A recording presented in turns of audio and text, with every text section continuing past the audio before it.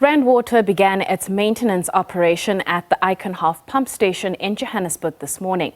The bulk water entity kicked off its 37-day maintenance project in Gauteng in an attempt to preserve the quality and integrity of its infrastructure. Residents and businesses can expect low water pressure at times while work is being conducted.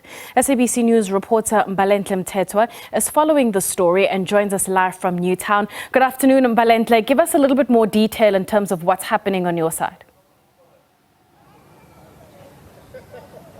Well, certainly the morning started with us outside the Eikenhof pumping station, where we did our first crossing and also just advised people, and did that in order to advise people of the processes that, it takes in order for water to come out of, the taps that we have in our homes, and the fact that Rand Water serves as a bulk water provider for Joburg Water, which then distributes the water to our various homes. I'm joined by someone from Joburg Water who's going to give us more as to how residents can expect to be affected by the water challenges, or rather the main routine maintenance that is continuing. Thank you so much for speaking to us. Please talk to us about the areas that are going to be affected and which pumps are also going to be affected. Certainly. Thank you so much, Mbali, and thank you very much for having us.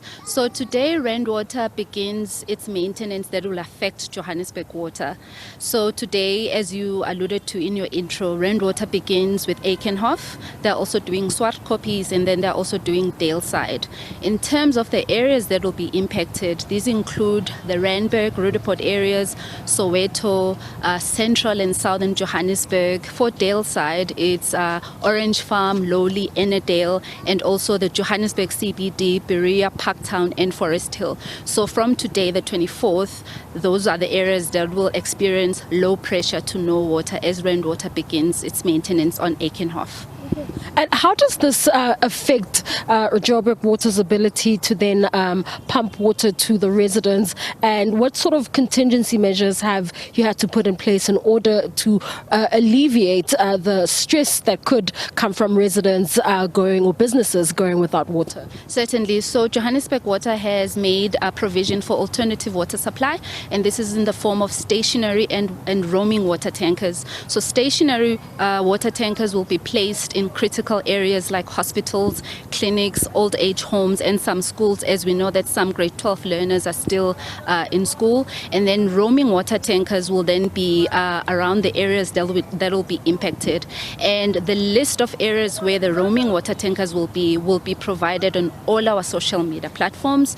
We are also working very closely with ward councillors of the affected areas in terms of them helping us identify where we should place the roaming water tankers.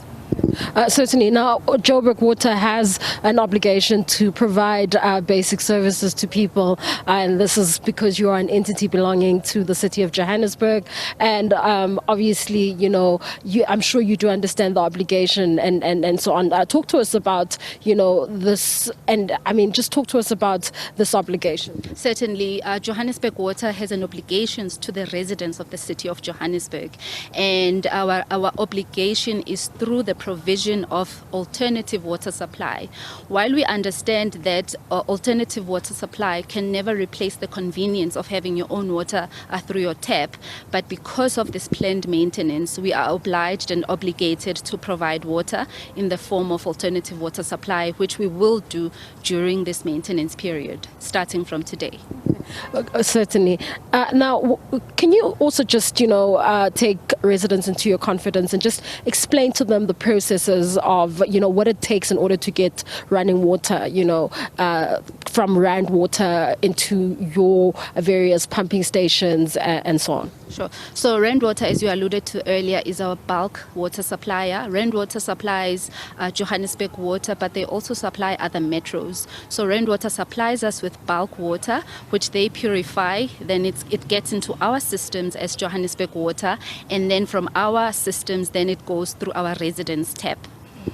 No, thank you so much for giving clarity in that regard. There you have it. That is Unombuso Shabalala from Johannesburg Water, just giving us a sense of what is happening and the type of contingency measures that they have put in place in order to ensure that residents are not immensely affected. She's also mentioned the areas and the places that are going to be affected, and this is not the last time we're going to be speaking to her. We will be speaking to her later on in the week, where we are anticipating a media tour that will give light to the residents as to how water is then distributed and how people then will be affected as Rand Water continues. For now, it is back to you in studio. Thank you so much to our SABC News reporter Mbalenhle Mthethwa, crossing to us live from Newtown.